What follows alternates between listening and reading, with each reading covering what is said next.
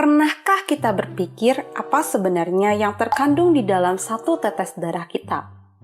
Jika kita telusuri, ternyata satu tetes darah kita mengandung beberapa komponen, yaitu plasma darah, sel darah merah, sel darah putih, dan keping darah.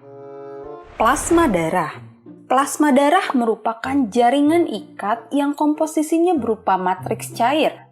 Di dalam plasma mengandung 92% air dan sisanya mengandung zat lain seperti nutrisi, sampah dan hormon, ion-ion, dan protein. Pada protein mengandung komponen seperti albumin, globulin, dan fibrinogen. Sedangkan serum darah yang kita kenal merupakan plasma darah yang fibrinogennya sudah dihilangkan. Sebagaimana kita ketahui, fibrinogen merupakan faktor yang berperan dalam proses pembekuan darah. Eritrosit.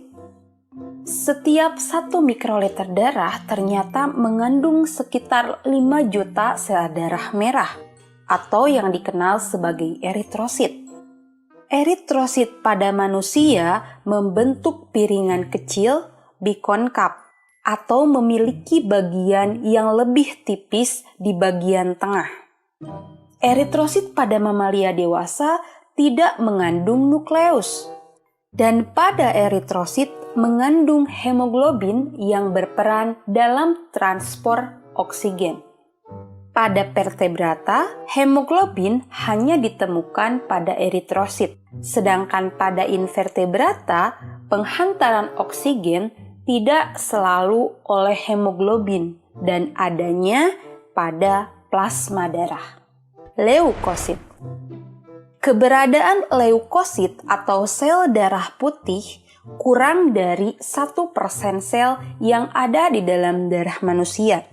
Hanya terdapat 1 atau 2 leukosit untuk setiap 1000 eritrosit. Bayangkan, 1 leukosit, 1000 eritrosit. Tapi secara ukuran, leukosit lebih besar daripada eritrosit dan memiliki nukleus. Tidak seperti eritrosit yang hanya ditemukan pada sistem sirkulasi, leukosit dapat ditemukan di luar sistem sirkulasi. Yaitu mereka dapat berpatroli di dalam cairan interstisial dan sistem limpa. Leukosit terdapat beberapa variasi, dan variasi tersebut memiliki peran spesifik dalam pertahanan melawan mikroorganisme dan benda asing yang masuk ke dalam tubuh kita.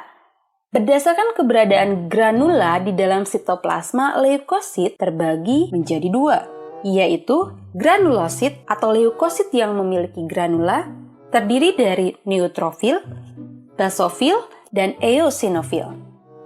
Dan agranulosit yang tidak memiliki granula, terdiri dari monosit dan limfosit. Dan pada manusia, neutrofil lah yang berukuran paling besar. Yang terakhir, trombosit. Yang harus diingat, trombosit ternyata bukanlah sel yang utuh, melainkan hanya fragmen sel yang diproduksi di dalam sumsum tulang. Dan tentu saja mereka tidak memiliki nukleus karena hanya berupa fragmen-fragmen sel. Trombosit mengandung protein aktin dan miosin.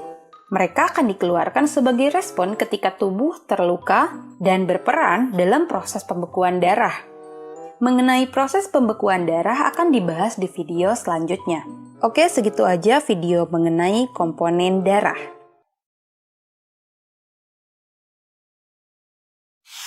Jangan lupa subscribe, like, share, komen.